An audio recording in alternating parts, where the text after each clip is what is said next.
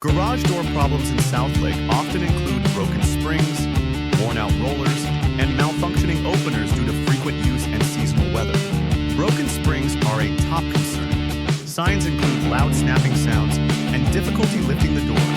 These require professional repair due to high tension. Rollers and hinges wear down over time, causing noisy, jerky movement. Replacements and lubrication improve performance and safety. Off-track doors often result from storm damage or impact. A crooked door or dislodged rollers need prompt adjustment to avoid further damage. Garage door openers may fail due to sensor issues or internal faults. Basic fixes include checking batteries and cleaning sensors. Faulty photo eye sensors can stop doors from closing properly. If blinking or reversing, try realigning or cleaning them. Cable issues are dangerous. Look for sagging doors or loud bangs.